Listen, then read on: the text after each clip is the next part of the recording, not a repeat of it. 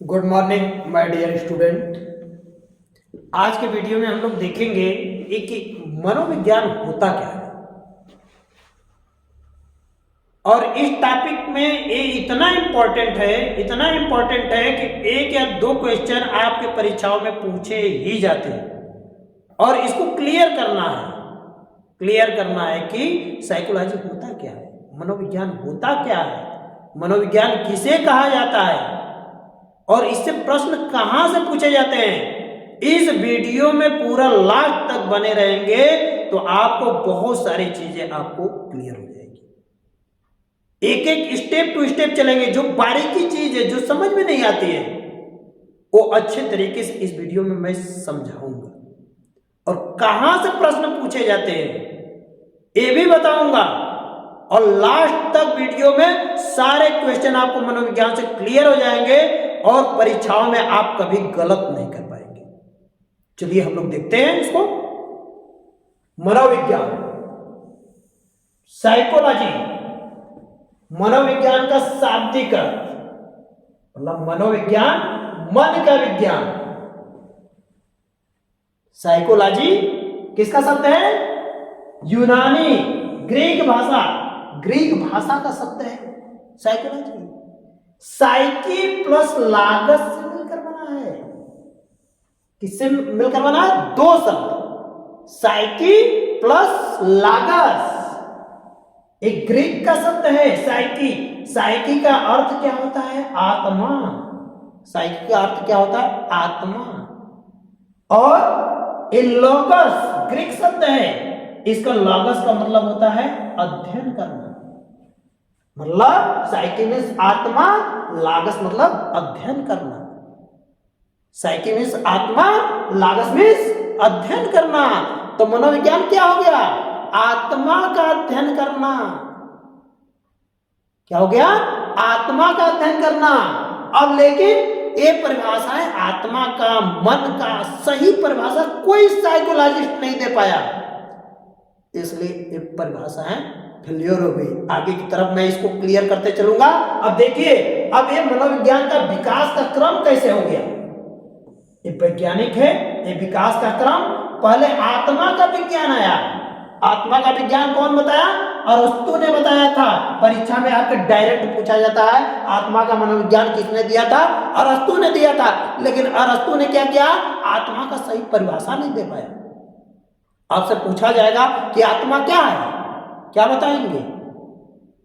आत्मा एक अनुभव करने वाली चीज है, उसका सही डिफिनेशन नहीं है, परिभाषा नहीं, इसलिए एक फेल्योर हो गया। लेकिन आपकी परीक्षा में क्या पूछा जाता है? आत्मा का विज्ञान, आत्मा का मनोविज्ञान किसने कहा था? अरस्तु ने कहा था। फिर इसके बाद जब एक फेल्योर हो गया, फिर आया मन, मस्तिष्क और दिमाग का मनोविज्ञान, मतलब मन का मनोविज्ञान। पंपोनोजी ने दिया था। एक कई बार आपके परीक्षाओं में पूछा गया है कि मन का मनोविज्ञान किसने दिया था, किसने प्रतिपादित किया था? पंपोनोजी ने बताया था कि मनोविज्ञान मन का मनोविज्ञान है। लेकिन इन्होंने भी सही डिफिनेशन नहीं दे पाया, परिभाषीकरण नहीं कर पाया। आपसे पूछा जाए मन क्या है? मन बड़ा चंचल है, कहा जाता है ना, मन बड़ा चंचल है। लेकिन इसको कैसे आप परिभाषीकरण करेंगे? नहीं हो पाया। इसलिए ये भी मनोविज्ञान का सही परिभाषा नहीं हो पाया। फिर उसके बाद क्या बोला गया? चेतना का मनोविज्ञान। मनोविज्ञान एक चेतना है, आपका चेतना जागृत होती है, चेतना है। लेकिन कौन दिया था? विलियम वुंड ने दिया था। चेतना का मनोविज्ञान पूछा जाता है, डायरेक्ट क्वेश्चन पूछा जाता है, मनोविज्ञान का, चेतना का मनोविज्ञान किसने किया था, किसने कहा था? विलियम वुंड ने कहा था। लेकिन ये भी परिभाषाएं फेल्योर हो गई। इसलिए लास्ट में क्या आया? व्यवहार का मनोविज्ञान। और व्यवहार का मनोविज्ञान किसने किया था? जेबी वाटसन ने किया था। डायरेक्ट क्वेश्चन कई बार पूछा गया है, मनोविज्ञान को व्यवहार, मनोविज्ञान किस साइकोलॉजिस्ट ने कहा था? जेबी वाटसन ने कहा था। और कभी कभी वाटसन ही केवल पूछा जाता है कि वाटसन ने कहा था, ऑप्शन में वाटसन रहता है, वाटसन ने ही इसका सही परिभाषा बताया कि मनोविज्ञान का है, व्यवहार का मनोविज्ञान है। मनोविज्ञान क्या है? व्यवहार का मनोविज्ञान है। जैसे मतलब आपके बारे में मैं जानना चाहता हूं तो जैसा आपका हरकत रहेगा उसी हिसाब से मैं आपका आकलन करूंगा ना, वही आपका है, वही आपका व्यक्तित्व है। जैसे आप नीट की तैयारी कर रहे हैं तो डॉक्टर आप ही ना बनेंगे, तो मैं जान गया कि आप नीट की तैयारी करेंगे तो मैं कह दिया कि आपके व्यवहार के अकॉर्डिंग कि आप डॉक्टर बन सकते हो।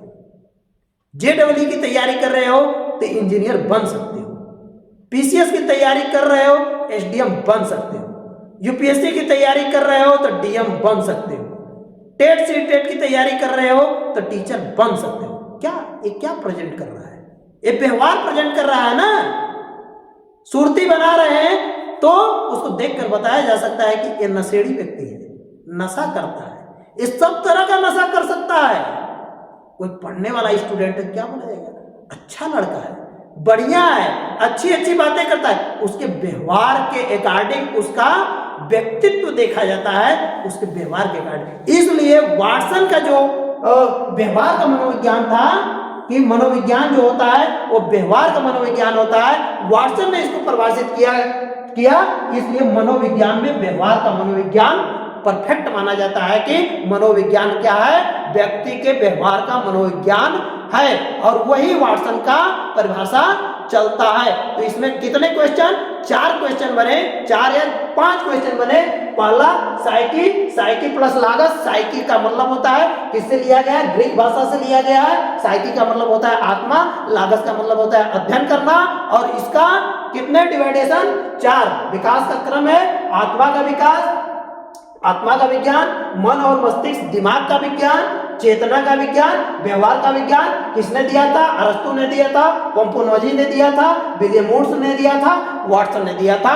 इतना आप दिमाग में बैठा रहेंगे, एक क्वेश्चन आपका 100% इसमें से आ जाएगा और उसको कर ले जाएंगे। अब देखिए नेक्स्ट आगे हम लोग देखते हैं कि आत्मा का मनोविज्ञान से संबंधित क्या क्या चीज है।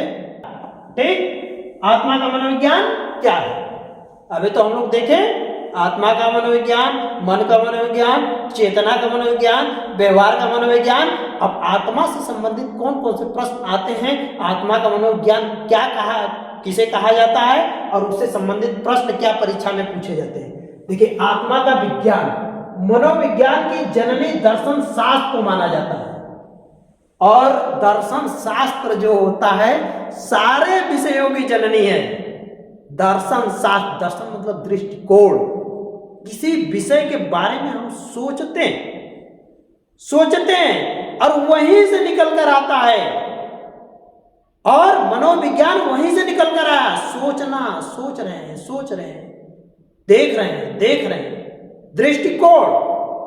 तो इसलिए मनोविज्ञान की जननी कौन है? दर्शन शास्त्र को माना जाता है। नेक्स्ट देखिए परीक्षा में प्रश्न क्या पूछा जाता है? मनोविज्ञान शब्द का सर्वप्रथम प्रयोग जर्मन दार्शनिक रोडोल्फ गालकाय ने किया था। वेरी इंपॉर्टेंट क्वेश्चन है। मनोविज्ञान शब्द का प्रयोग जर्मन दार्शनिक रोडोल्फ गालकाय ने किया था। ये मनोविज्ञान का प्रयोग सर्वप्रथम किए थे, लेकिन खुद क्या थे? एक दार्शनिक थे। इसलिए दर्शन शास्त्र को मनोविज्ञान का जननी कहा जाता है। रोडोल्फ काय ने सर्वप्रथम मनोविज्ञान शब्द का प्रयोग किया। नेक्स्ट 1590 ईस्वी में मनोविज्ञान मनुष्य की पूर्णता, प्रकृति, जन्म की आत्मा के बारे में को प्रकाशित किया था। पूर्णता की प्रकृति, जन्म और आत्मा के बारे में प्रकाशित किया था। नेक्स्ट क्या क्वेश्चन यहां से बनता है? प्रारंभिक मनोविज्ञान आत्मा का मनोविज्ञान था, यह सर्वप्रथम किसने कहा था? अरस्तु ने कहा था। प्राथमिक मनोविज्ञान आत्मा का मनोविज्ञान है, किसने कहा था? अरस्तु ने कहा था। अभी मैं इसको बताया कि आत्मा का मनोविज्ञान किसने कहा था? अरस्तु ने कहा था। नेक्स्ट है अरस्तु प्राचीन यूनानी दार्शनिक थे। अरस्तु कौन थे? यूनान देश के रहने वाले थे, और क्या थे? वो दार्शनिक थे। उनका जन्म स्टेगेरिया नामक नगर में हुआ था और प्लेटो के शिष्य और सिकंदर के गुरु थे। वेरी वेरी इंपॉर्टेंट, प्लेटो के शिष्य और सिकंदर के गुरु थे कौन? अरस्तु। कई बार आपके परीक्षा में पूछा गया है कि प्लेटो के शिष्य का नाम क्या था? प्लेटो के शिष्य का नाम था अरस्तु और सिकंदर के गुरु का क्या नाम था? अरस्तु। यहां से क्वेश्चन आपका इस टॉपिक से 2 क्वेश्चन क्रिएट होता है, 2 का 3 क्वेश्चन क्रिएट होता है। अरस्तु कहां, किस देश के थे? यूनानी देश के थे। क्या थे? दार्शनिक थे। उनके शिष्य का क्या नाम था? अरस्तु के शिष्य का नाम था प्लेटो। उनके गुरु का क्या नाम था? सिकंदर के गुरु का क्या नाम था? सिकंदर के गुरु का क्या नाम था? अरस्तु। अब इसके आगे देखते हैं आत्मा का विज्ञान के बारे में जितने क्वेश्चन बनते थे वो मैंने आपको बता दिया। अब देखते हैं सेकंड टॉपिक इसका, मन, मस्तिष्क और दिमाग का मनोविज्ञान। मन और मस्तिष्क और दिमाग का मनोविज्ञान। मन, मस्तिष्क और दिमाग का मनोविज्ञान। इस 17वीं शताब्दी में इटली के मनोवैज्ञानिक पोम्पोनोजी ने मनोविज्ञान को मन और मस्तिष्क का मनोविज्ञान बताया। अभी मैंने बताया आत्मा का मनोविज्ञान, मन का मनोविज्ञान। मन के मनोविज्ञान को कौन बताया था? पोम्पोनोजी ने बताया था। वही प्रश्न यहाँ रखा जा रहा है। 17वीं शताब्दी में इटली के मनोवैज्ञानिक, कहाँ के मनोवैज्ञानिक थे? इटली के मनोवैज्ञानिक थे। पोम्पोनोजी ने मनोविज्ञान को मन या मस्तिष्क का मनोविज्ञान बताया। नेक्स्ट, मनोविज्ञान के मन, मस्तिष्क का मनोविज्ञान मानने वाले मनोवैज्ञानिक इटली के पोम्पोनोजी थे। इनके समर्थक जॉन लॉक, रिचेरी और थॉमस रीड थे। किसके मनोवैज्ञानिक? इटली के पोम्पोनोजी के समर्थक में कौन थे? जॉन लॉक थे, रिचेरी थे, थॉमसन रीड थे। ये उनके समर्थक थे। उन्होंने जो बताया कि मन का मनोविज्ञान होता है तो उनके समर्थक में कौन कौन? ये 3 साइकोलॉजिस्ट चले हैं। इसके अतिरिक्त और साइकोलॉजिस्ट थे। ये 3 मेन थे जो उनके समर्थन में चले आए। मतलब कि उन्होंने कहा कि जो पोम्पोनोजी ने बता रहे हैं कि मनोविज्ञान मन का मनोविज्ञान है, तो उनका इन तीनों साइकोलॉजिस्ट ने क्या किया? समर्थन किया। समर्थन किया मतलब कि सही है। जब उन्होंने कहा कि मैं इनका समर्थन करता हूं, जब लोग उनसे जुड़ना शुरू किए कि नहीं ये सही है, मनोविज्ञान मन का मनोविज्ञान होता है, तो उन्होंने कहा कि ठीक है मन मनोविज्ञान होता है। लेकिन आगे जब चलते गए तो ये पूछा गया कि मन का परिभाषा बताइए, मन एक्चुअल में होता क्या है? लेकिन वहां पर फेलियर हो गए, इसलिए आगे की तरफ बढ़ते हैं। नेक्स्ट, पोम्पोनोजी ने मनोविज्ञान को मन का अध्ययन करने वाला मनोविज्ञान कहा। देखिए बार बार क्वेश्चन आ रहा है, बार बार का मतलब रिपीटेशन है। एक क्वेश्चन का रिपीटेशन है, इससे साबित होता है कि ये इंपॉर्टेंट क्वेश्चन है, आपकी परीक्षा में पूछा जाएगा। तो इस तरीके के बार बार क्वेश्चन आने वाले, बार बार शब्द आने वाले, वो परीक्षा में निश्चित तौर से पूछे जाते हैं। उसको माइंड में बैठा लीजिए। मन का मनोविज्ञान किसने कहा था? पोम्पोनोजी ने कहा था। 17वीं शताब्दी में मन को वैज्ञानिक तरीके से परिभाषित न हो पाने के कारण इसका परिभाषा को भी अस्वीकार कर दिया। इस सही तरीके से परिभाषीकरण नहीं हो पाया।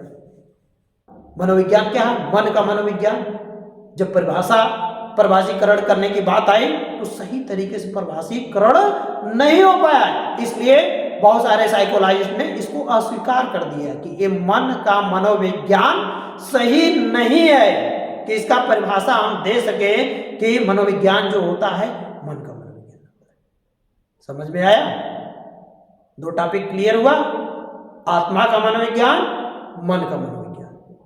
और साइकोलॉजी का सब साइकी प्लस लागस, साइकी प्लस लागस, आत्मा का मनोविज्ञान और मन का मनोविज्ञान।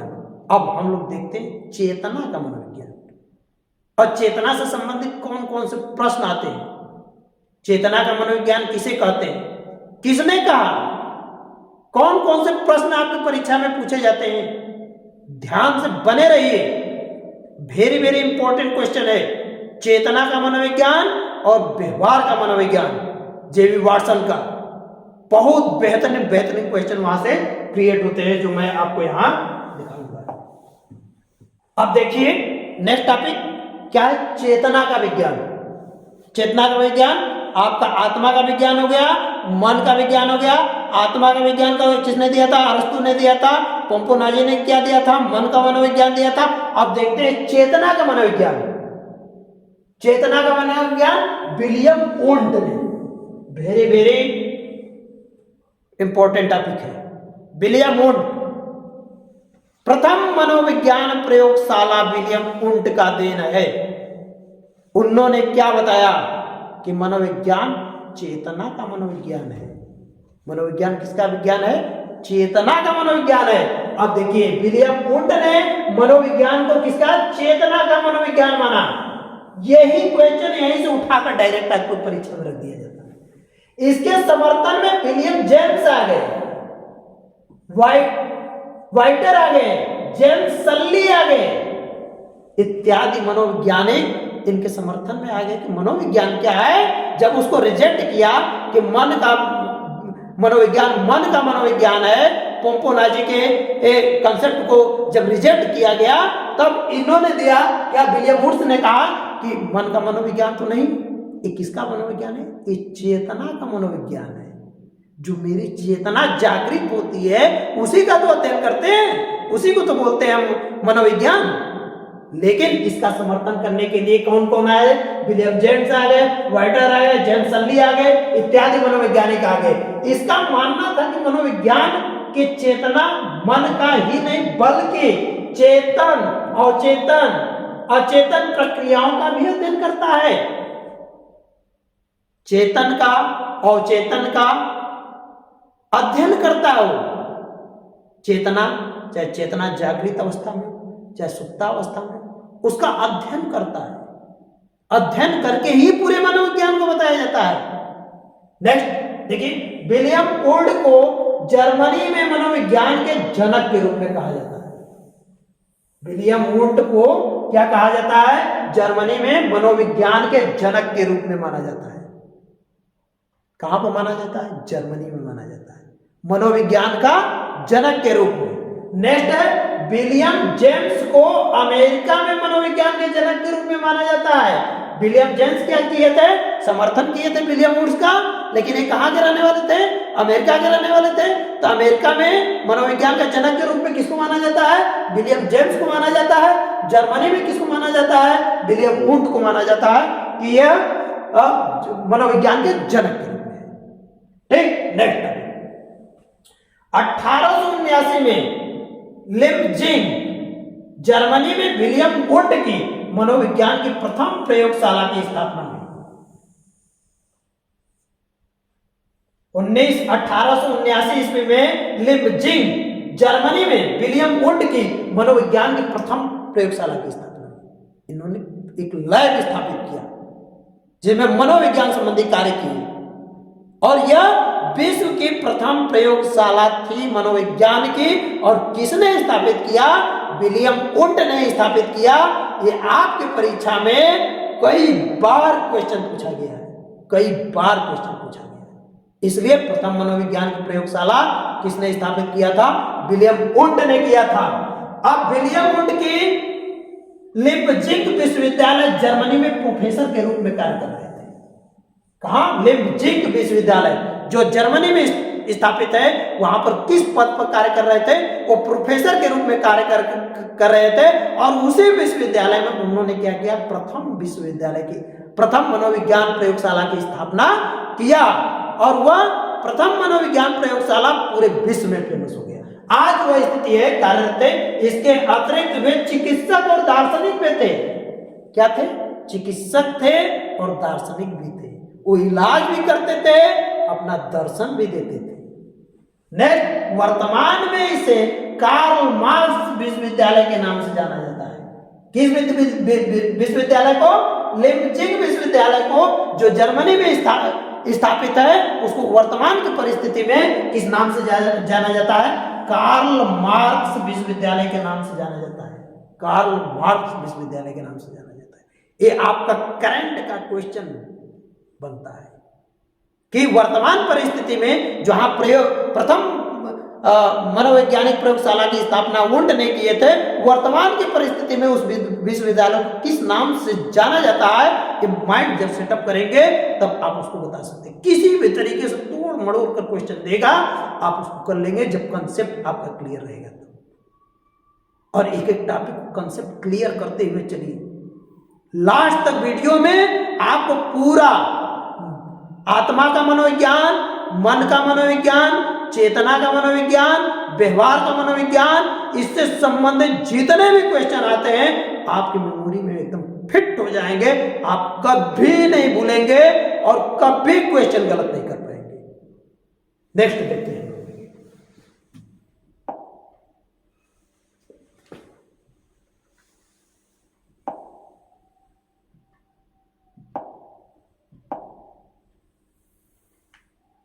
नेक्स्ट देखते हैं चेतना का मनोविज्ञान में जी।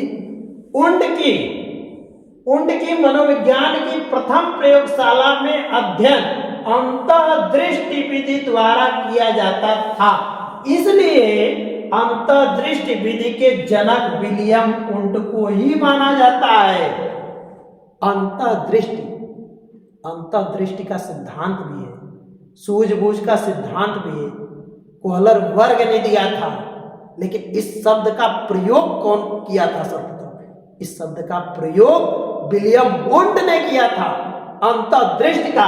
इसलिए अंतःदृष्टि विधि के जनक इसको विलियम वुंड को माना जाता है।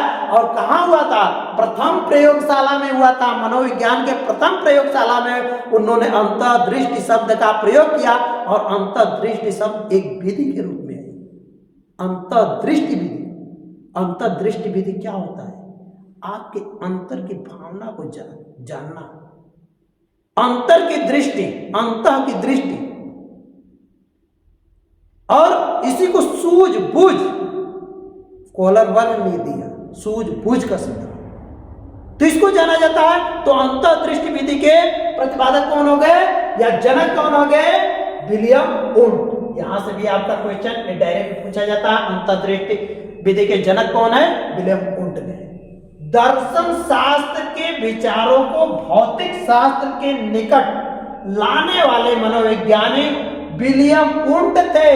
दर्शन शास्त्र के विचारों को भौतिक शास्त्र के निकट लाने वाले वैज्ञानिक कौन थे? विलियम वुंड थे। इसलिए विलियम वुंड को मनोविज्ञान का आधुनिक जनक भी कहा जाता है। Very very important question. आधुनिक जनक किसे कहा जाता है? मनोविज्ञान का आधुनिक जनक किसे कहा जाता है? विलियम वुंड को कहा जाता है, क्योंकि इन्होंने दर्शन शास्त्र के विचारों को भौतिक शास्त्र के निकट लाकर खड़ा कर दिया। और इसलिए इन्हें क्या कहा जाता है? मनोविज्ञान का आधुनिक जनक भी कहा जाता है। क्लियर हुआ? चेतना का मनोविज्ञान विलियम वुंड ने दिया था, और इससे संबंधित बहुत सारे क्वेश्चन थे जो मैंने यहां पर क्लियर किया। और एक एक बिंदु इसका इंपॉर्टेंट है, एक एक बिंदु आप इसको वीडियो को देखिएगा और उसको रोक रोक कर उससे संबंधित क्वेश्चन को अपने नोटबुक में लिखिएगा। और नोटबुक में जब एक बार लिख देंगे तो आपकी मेमोरी में बैठ जाएगा, आप उसको कभी गलत नहीं कर पाएंगे।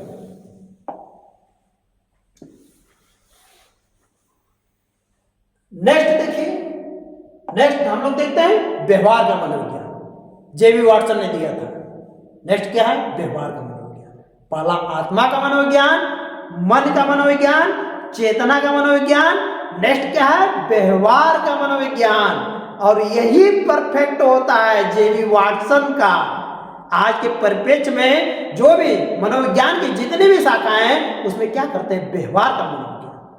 ज्योतिषी शास्त्र में क्या होता है? वो व्यवहार ही देखते हैं। व्यवहार के आधार पर आपका आकलन करके आपको बता देते हैं कि आप क्या करने वाले हैं।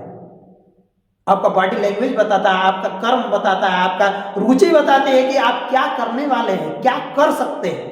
तो ये किससे अध्ययन होता है? व्यवहार का मनोविज्ञान। ये साइंटिफिक है और इसीलिए इसको परिभाषीकरण कर दिया गया। इसीलिए लास्ट में मनोविज्ञान को क्या माना गया? मनोविज्ञान को व्यवहार का मनोविज्ञान माना गया। और वह किसने दिया? जेबी वाटसन ने दिया। चलिए इसको देखते हैं हम लोग एक एक। जॉन ब्रोडम वाटसन ने सर्वप्रथम मनोविज्ञान का व्यवहार का मनोविज्ञान का, very very important question. John Broadus Watson मतलब जेबी वाटसन ने सर्वप्रथम विज्ञान को, मनोविज्ञान को व्यवहार का मनोविज्ञान का। आपसे डायरेक्ट क्वेश्चन पूछे जाते हैं कि मनोविज्ञान को व्यवहार का मनोविज्ञान कौन से मनोवैज्ञानिक ने किया था? पहला ऑप्शन दे देगा अरस्तु, दूसरा दे देगा वाटसन, तीसरा दे देगा पोम्पोलाजी, चौथा दे देगा थॉर्नडाइक। किसने कहा था व्यवहार का मनोविज्ञान सर्वप्रथम? वाटसन ने कहा था। कौन? जेबी वाटसन ने कहा था। अब नेक्स्ट देखिए, जेबी वाटसन को व्यवहारवाद के संस्थापक और जनक के रूप में जाना जाता है। किसके? जेबी वाटसन को व्यवहारवाद के संस्थापक और जनक के रूप में माना जाता है। व्यवहारवाद की स्थापना वाटसन के प्रसिद्ध लेख psychology at the behavioural view it, psychology at the behavioural view it's के प्रकाशन के साथ हुए सन 1912-13 ईस्वी में व्यवहारवाद को लाए। व्यवहारवाद को लाए कौन लाए? जेबी वाटसन ने लाए। और व्यवहारवाद का जनक किसे कहा जाता है? जेबी वाटसन को कहा जाता है। नेक्स्ट देखिए, यहां पर व्यक्ति है, जैसे इन्होंने दिया, ये व्यक्ति है, व्यक्ति का व्यवहार, व्यक्ति के क्रियाकलाप, व्यक्ति के मानसिक स्थिति का बाह्य और बाहरी रूप होता है। क्या उसका व्यवहार क्या होता है? व्यक्ति के क्रियाकलाप, व्यक्ति के मानसिक स्थिति का बाह्य और बाहरी रूप होता है। जैसे आप कोई व्यवहार कर रहे हैं, गाली गलौज कर रहे हैं, मारपीट कर रहे हैं, तो गांव वाले क्या कहते हैं? गांव वाले उसी व्यवहार के आधार पर क्या कहते हैं? कहते हैं वो बहुत नकारा लड़का है, सही नहीं है, अच्छा लड़का नहीं है, इत्यादि किया जाता है।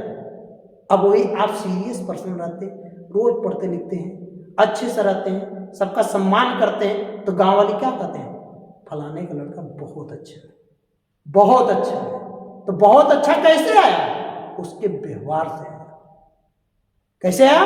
व्यवहार से आया, क्योंकि वो परिलक्षित कर रहा है ना, अपने कैरेक्टर को दर्शा रहा है, अपने कैरेक्टर को दिखा रहा है लोगों के बीच में, तो वह परिलक्षित होता है। अब इसमें दो तरह का होता है भाई, इंटरनल क्या है, एक्सटर्नल क्या है, दिखा रहा है कुछ, कर रहा है कुछ, है ना। कभी कभी दिखाते बढ़िया है लेकिन अंदर से कुछ और रहते हैं। तो वह जो रहता है, वह व्यक्तित्व के आधार पर जो वह लक्षण रहता है, उसी के आधार पर उसका आकलन कर दिया जाता है। नेक्स्ट, शारीरिक क्रियाएं, देखना, चलना, गिरना, चेहरे का हाव भाव बोलना, चेहरे का हाव भाव बोलना इत्यादि के माध्यम से। जैसे आप सीधे साधे तो देखने में लग रहे हैं, लेकिन बोल रहे हैं बड़ा उज्जड तरीके से, तो आपका व्यवहार क्या परिलक्षित होगा? गलत वे में जाएगा। आप देखने में बड़ा खूंखार प्राणी लग रहे हैं, बाल एकदम हैवी कटवाए हैं, खूंखार दिख रहे हैं, लेकिन इतना मधुर बाणी बोल रहे हैं, लोग कहते हैं कि यार देखने में तो ऐसा नहीं लग रहा है कि इतना सीधा होगा, लेकिन ये तो बहुत सीधा है। ऐसा आकलन करते हैं ना, ऐसा आकलन होता है ना, ऐसा अपने आस पास जगह पर देखते हैं। जैसे एक कक्षा की परिस्थिति हम लेते हैं, एक कक्षा की परिस्थिति में एक मोटा ताजा लंबा चौड़ा जाता है व्यक्ति, एक टीचर जाता है, सारे स्टूडेंट डर जाते हैं, क्या कहते हैं, अरे यार बहुत भयानक मास्टर आ गया। लेकिन जब वो कंटेंट डिलीवर करते हैं तो बड़ा पोलाइट तरीके से करते हैं, कहते हैं अरे यार देखने में खूंखार प्राणी लग रहा था, लेकिन है बहुत अच्छा व्यक्ति। अब एक छोटा दुबला पतला जाता है, देखने में तो लगता है कि बहुत सीधा है, सादा है, लेकिन जब बोलना शुरू किया तो लगता है कि अरे यार गलती होगा तो तुरंत लगाएगा चटा। तो इस तरीके से वो क्या होता है, वहां सुनना, बोलना, पढ़ना, लिखना, गिरना, हाव भाव, बॉडी लैंग्वेज इत्यादि के माध्यम से आप व्यक्ति के व्यक्तित्व का आकलन करते हैं, उसके व्यवहार क्या है। नेक्स्ट होता है मानसिक क्रियाएं, चिंतन, मनन, तर्क, वितर्क, अध्ययन, अध्यापन। चिंतन, मनन, तर्क, वितर्क कैसा कर रहे हैं? जिस तरीके से यहां सोचते हैं उसी तरीके से बनते हैं। जैसा सोचेंगे वैसा करेंगे। जिस तरीके से मनोस्थिति बनेगी उस तरीके से आप काम करेंगे। जैसे आपकी मनोस्थिति बन गई, मुझे सीटेट क्वालिफाइड करना है, तो आपका क्रियाकलाप भी उसी तरीके से दिखेगा।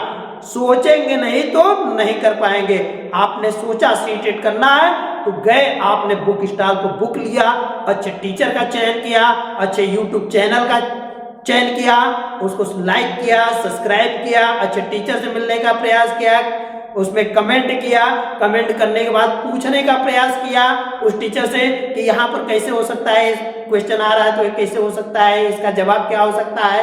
अपनी समस्याओं को रखना शुरू किया, मतलब चयन की। कैसे? जब आपने सोचा तब अच्छे अच्छे लोग मिलना शुरू कर दिए, आपको अच्छे अच्छे टीचर आपके समझ आना शुरू कर दिए।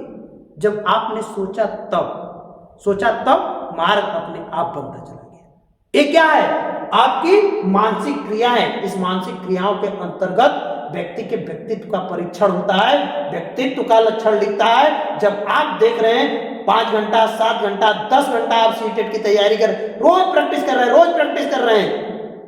टेस्ट सीरीज में आप 150 में 140, 145, 149, 148 नंबर ला रहे हैं, तो कॉन्फिडेंस के साथ मैं कह सकता हूं कि आप टॉप करेंगे, ऑल इंडिया में पहला रैंक रहेगा, क्योंकि आपकी मनोस्थिति बन चुकी है। मुझे टॉप करना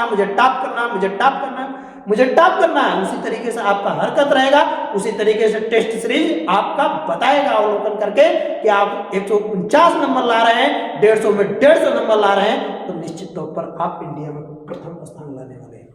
नेक्स्ट, 1916 ईस्वी में कलकत्ता विश्वविद्यालय में डॉक्टर रोनाल्ड रास द्वारा मनोविज्ञान की प्रथम प्रयोगशाला स्थापित की गई। वेरी इंपॉर्टेंट क्वेश्चन, ये कहाँ है? अपने इंडिया में भारत में प्रथम मनोविज्ञान प्रयोगशाला की स्थापना कहाँ हुई थी? वो कहाँ हुई थी? कलकत्ता विश्वविद्यालय में हुई थी। किसने किया था? डॉक्टर रोनाल्ड रास द्वारा किया गया था। Very important question. प्रथम मनोविज्ञान प्रयोगशाला किसने किया था? उंट ने किया था। हमारे भारत में प्रथम मनोविज्ञान प्रयोगशाला की स्थापना किसने किया था? डॉक्टर रोनाल्ड रास ने किया था। इसलिए डॉक्टर रोनाल्ड रास को भारतीय मनोविज्ञान का जन्मदाता बोला जाता है। क्या बोला जाता है? भारतीय मनोविज्ञान का प्रथम मनोविज्ञान प्रयोगशाला कलकत्ता विश्वविद्यालय में रोनाल्ड रास ने किया था। क्लियर हुआ सब? आत्मा का मनोविज्ञान, मन का मनोविज्ञान, चेतना का मनोविज्ञान, व्यवहार का मनोविज्ञान, ये सारे टॉपिक आपको मैंने क्लियर करा दिया। नेक्स्ट देखते हैं। नेक्स्ट में चेतना की कुल 4 अवस्थाएं हैं। इसके बारे में थोड़ा हम लोग चर्चा कर लेते हैं कि चेतना में कौन कौन सी अवस्था है, उस अवस्था में क्या क्या होता है। चेतना की 4 अवस्था। पहला जागृति अवस्था, इसमें मनुष्य की इंद्रियां कान, नाक, आंख, त्वचा, जीवा से जो बाहरी जगत का अनुभव इंद्रियों के द्वारा किया जाता है, जागृति अवस्था। जागृति अवस्था मतलब जागने वाली अवस्था। किसके माध्यम से होता है? आंख के माध्यम से होता है, त्वचा के माध्यम से होता है, कान के माध्यम से होता है, जीव के माध्यम से होता है। ये क्या है? ये 5 ज्ञानेंद्रियां हैं। इससे हम क्या करते हैं? अनुभव करते हैं। जैसे आपको स्वाद का पता लेना होगा तो जीभ के माध्यम से करेंगे, सुनना होगा तो कान के माध्यम से करेंगे, देखना होगा तो आंख के माध्यम से करेंगे। ये सारी ज्ञानेंद्रियां हैं, ये जागृति अवस्था में रहती हैं, जागने वाली अवस्था में रहती हैं। वो चेतना को बताती है कि ऐसे होता है। नेक्स्ट, स्वप्न अवस्था। व्यक्ति के ऊपर अनुभवों का प्रभाव अधिक बढ़ जाता है। व्यक्ति को अनुभव होते बाहर की जगत से नहीं, बल्कि मन स्मृति के माध्यम से देखता है। इसी को स्वप्न अवस्था कहलाता है। बाहर की दुनिया से नहीं, आप सोए हैं, स्वप्न देख रहे हैं, उसमें भी आप देख रहे हैं, बहुत कुछ देख रहे हैं, तो एक चेतना होती है, आंतरिक चेतना होती है, देख तो रहे लेकिन बाहरी जगत को नहीं देख पा रहे हैं। जब जागृति अवस्था में रहेंगे तब देखेंगे। जैसे मैं आपको देख रहा हूं ना, आप क्लास में इतने बैठे हो, ये जागृति अवस्था है। जागृति अवस्था में देख, अब मैं सो गया, सपने में भी देख रहा हूं, वाह क्लास चल रही है, बढ़िया है, मस्त है।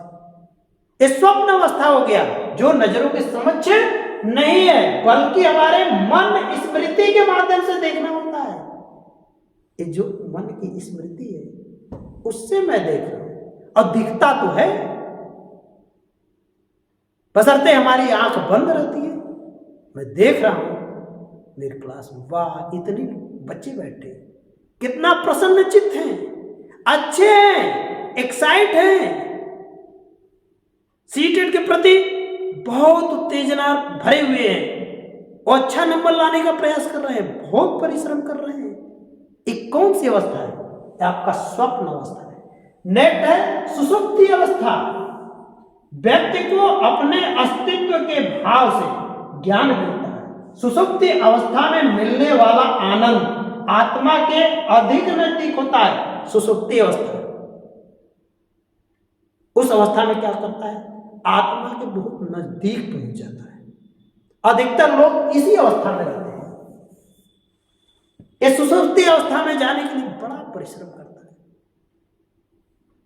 जब परिश्रम अपने माइंड को कंसंट्रेट करते हैं, जब ज्ञान की प्राप्ति करते हैं, तो सुषुप्ति अवस्था किसके? आत्मा के धीरे धीरे धीरे धीरे नजदीक हो जाता है। जब नजदीक हो जाता है तो व्यक्ति सेंट्रलाइज हो जाता है, सब कुछ जानने परखने की क्षमता रख लेता है। व्यक्ति को ऐसे देखते देखते ही उसका एक्सरे कर देता है, उसके परे चला जाता है। नेक्स्ट अवस्था तारिक अवस्था, वेरी वेरी इंपॉर्टेंट। चेतना स्वच्छ एवं शुद्ध हो जाती है तो इस अवस्था को तारिक अवस्था कहते हैं। अवस्था उपर्युक्त तीनों अवस्थाओं के परे रहता है। यह चेतना स्वच्छ एवं शुद्ध हो जाती है, इस अवस्था को तारिक अवस्था कहते हैं। यह ये तीनों अवस्थाओं से परे है, जिसको कहा जाता है ज्ञान की प्राप्ति होगी, मोक्ष की प्राप्ति होगी, वो तारिक अवस्था है। ये तीनों अवस्थाओं से परे रहता है, लेकिन जाता कहां से? इसी क्रम से जाता है। ये धीरे धीरे जागृति अवस्था, देखना, सुनना, बोलना, समझना, अनुभव करना इत्यादि, जागृति अवस्था ज्ञानेंद्रियों के माध्यम से वो अनुभव करता है। फिर इसके स्वप्न अवस्था में सोता जागता रहता है, देखता रहता है क्या है, कैसे। स्वप्न सबको आता है, देखते हैं अच्छी अच्छी बातें, खराब खराब बातें इत्यादि आती रहती है। नेक्स्ट सुषुप्ति अवस्था, ये आत्मा के करीब पहुंच जाता है, और यही आत्मा आपको तारिक अवस्था में ले जाता है, जहां मोक्ष गति को प्राप्त कर जाते हैं, ज्ञान को प्राप्त कर जाते हैं। जो कहा जाता है संसार के परे है, वो व्यक्ति बहुत कम बोलता है, एक ही शब्द में बहुत कुछ बोल जाता है, एक ही शब्द में आपको अनुभव करा देता है। जैसे बहुत सारे हुए, स्वामी विवेकानंद हुए, महात्मा बुद्ध हुए, एक क्या तारक अवस्था में पहुंच चुके थे, वो संसार को एक मार्ग प्रशस्त करते थे। ऐसे व्यक्ति एक संसार को मार्ग प्रशस्त करते हैं। तो समझ में आया चेतना की चार अवस्थाएं। अब देखते हैं मनोविज्ञान की कुछ परिभाषाएं हैं। मनोविज्ञान की कुछ परिभाषाएं देख लेते हैं, वेरी वेरी इंपॉर्टेंट है। जो भी आएगा यहीं से आपकी परीक्षा में पूछा जाएगा, कुछ परिभाषा दे देगा, पूछेगा ये किसके अनुसार है। ठीक, ध्यान से देखिए इसको। पहला है वाटसन के अनुसार, मनोविज्ञान व्यवहार का निश्चित एवं शुद्ध विज्ञान है। वेरी वेरी इंपॉर्टेंट, कई बार पूछा गया है, मैंने वहां पर भी बताया। व्यवहार का मनोविज्ञान जिसे कौन दिया था? जेवी वाटसन ने दिया था। तो मनोविज्ञान व्यवहार का निश्चित और शुद्ध विज्ञान है। नेक्स्ट है मैकडूगल के अनुसार, मनोविज्ञान आचरण एवं व्यवहार का यथार्थ विज्ञान है। मैकडूगल के अनुसार क्या है? मनोविज्ञान आचरण एवं व्यवहार का यथार्थ विज्ञान है। नेक्स्ट है वुडवर्थ के अनुसार, मनोविज्ञान वातावरण के सापेक्ष होने वाले मानव व्यवहार का मनोविज्ञान है। किसके? वातावरण के सापेक्ष होने वाले मानव व्यवहार का मनोविज्ञान। नेक्स्ट है स्टीफन के अनुसार, शिक्षा मनोविज्ञान शैक्षिक विकास का क्रमिक अध्ययन करता है। शिक्षा मनोविज्ञान शैक्षिक विकास का क्रमिक अध्ययन करता है। नेक्स्ट है पेस्टोलॉजी के अनुसार, ये वेरी वेरी इंपॉर्टेंट, कई बार पूछा गया, शिक्षा मनुष्य की क्षमताओं का स्वाभाविक, प्रगतिशील तथा विशिष्ट विकास हो। ये सारी परीक्षाओं में पूछे गए किसके? पेस्टोलॉजी के अनुसार। नेक्स्ट है जॉन डेवी के अनुसार, शिक्षा मनुष्य की क्षमताओं का विकास है जिसके सहयोग से वह अपने वातावरण पर नियंत्रण करता हुआ अपनी सामाजिक उन्नति को प्राप्त करता है। वातावरण पर नियंत्रण करते हुए सामाजिक उन्नति को प्राप्त करता है। सिगमंड फ्रॉइड मनोविश्लेषणात्मक सिद्धांत दिए थे, इनके अनुसार क्या है? मनोविज्ञान चेतन और अचेतन मन का अध्ययन करने वाला विज्ञान है। चेतन और अचेतन का अध्ययन करने वाला मनोविज्ञान है। नेक्स्ट मार्गन के अनुसार मनोविज्ञान पशु और मानव के व्यवहार का अध्ययन करने वाला विज्ञान है। ये सारे मनोविज्ञान का परिभाषा ये सारे आपके परीक्षा में पूछे गए हैं, जिसका एक स्लाइड में कलेक्शन किया गया है। इसको अपने नोटबुक में नोट कर लीजिएगा और इसको मेमोरी में अच्छे से बैठा लीजिएगा और यहाँ से एक आध क्वेश्चन आपके परीक्षा में पूछ लिए जाएंगे। इसलिए जो जो इंपॉर्टेंट परिभाषा है आपकी मेमोरी में रहना चाहिए। ये सारे कलेक्शन करके रखे गए हैं। नेक्स्ट देखिए जेवी वाटसन के समर्थक व्यवहारवाद का सिद्धांत दिए थे। मनोविज्ञान को कहा था कि व्यवहार का मनोविज्ञान है, तो इनके समर्थन में कौन कौन है? Pavlov, IP Pavlov, BF Skinner, CL Hull, Sigmund Freud, Thorndike, William Woods, William McDougall इत्यादि साइकोलॉजिस्ट इनके फेवर में खड़े हो गए, क्योंकि इन्होंने मनोविज्ञान का सही रूप से उन्होंने कहा व्यवहार का मनोविज्ञान, क्योंकि ऑलरेडी आत्मा के विज्ञान को खारिज कर दिया गया, फिर मन का विज्ञान आया उसको भी खारिज कर दिया गया, फिर चेतना का मनोविज्ञान आया वो भी प्रभाषीकरण नहीं हो पाया, वो भी खारिज कर दिया गया। जेवी वाटसन ने लेकर आया कि व्यवहार का मनोविज्ञान व्यवहार का मनोविज्ञान है। तो इसको कई साइकोलॉजिस्ट ने प्रूव किया कि हाँ मनोविज्ञान व्यवहार का मनोविज्ञान है। तो ये सारे इनके समर्थन में तो आपके परीक्षाओं में पूछे जाते हैं। वाटसन ने कहा था मनोविज्ञान व्यवहार का मनोविज्ञान है, इसका समर्थन कौन कौन साइकोलॉजिस्ट करते हैं? तो आपका इस तरीके से बनाकर दे देगा। पहला ऑप्शन बना देगा, क्या बना देगा? पावलोव, सिगमंड फ्रॉइड लिख देगा, फ्रॉइड, उंट। दूसरा ऑप्शन बना देगा विवेकानंद, महात्मा गांधी।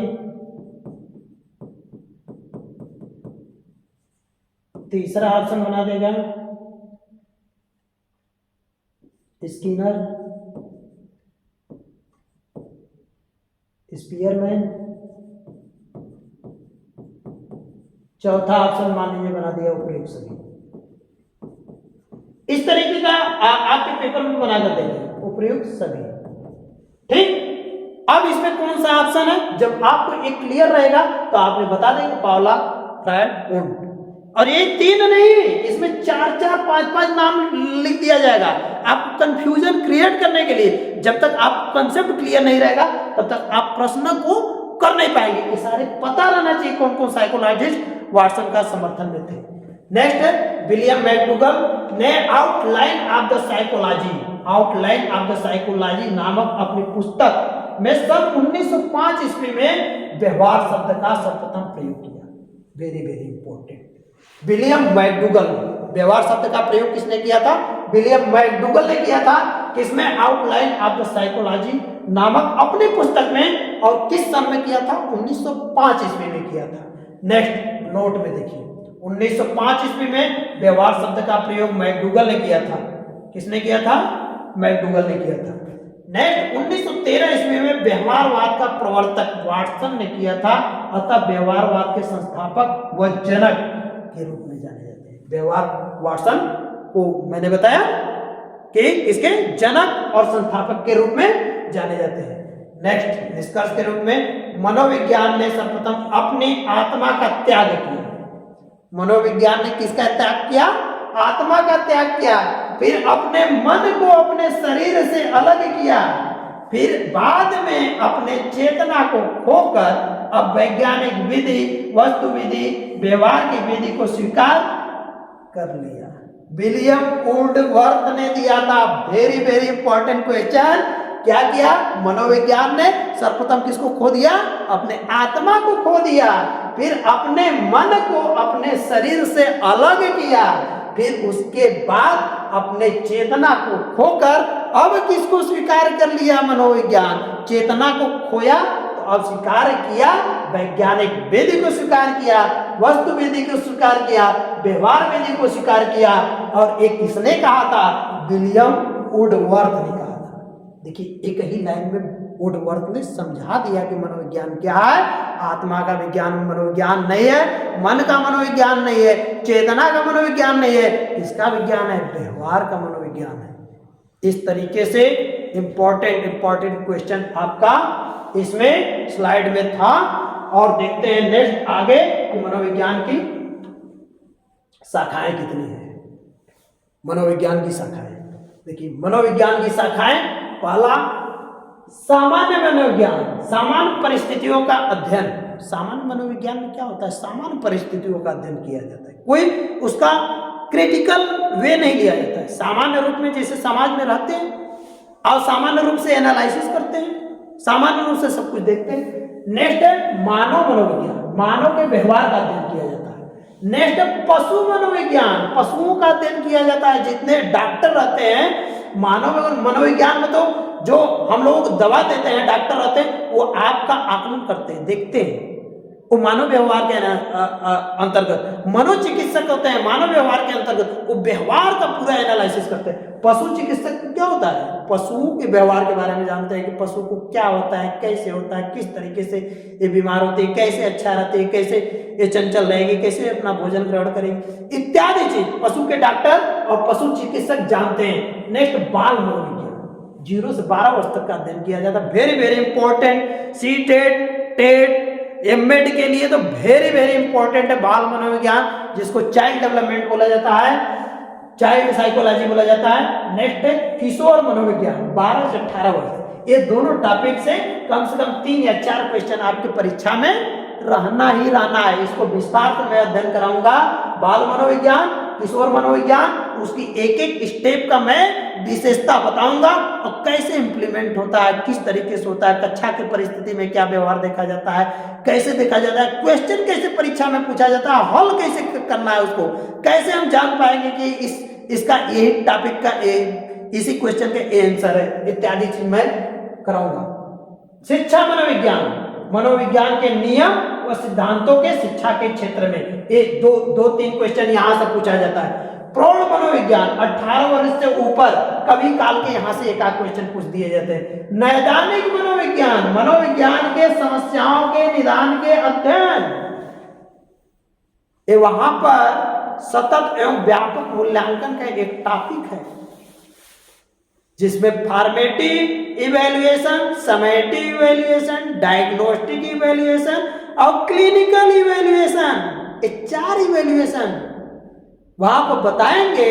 और चारों में कैसे, और इस चारों में से 100% एक क्वेश्चन रहेगा आपके पेपर में, वो नैदानिक मूल्यांकन। ये नैदानिक मनोविज्ञान है, किसी व्यक्ति की त्रुटियों को कैसे जानेंगे, किस तरीके से जानेंगे, और त्रुटि को जानकर उसको समस्या का समाधान कैसे करते हैं। जैसे आप परेशान हो जाते हैं ज्योतिषी के बारे में, तो आपकी त्रुटियों को जानने का प्रयास करता है, प्रयास करते हैं तब आपका निदान बताते हैं।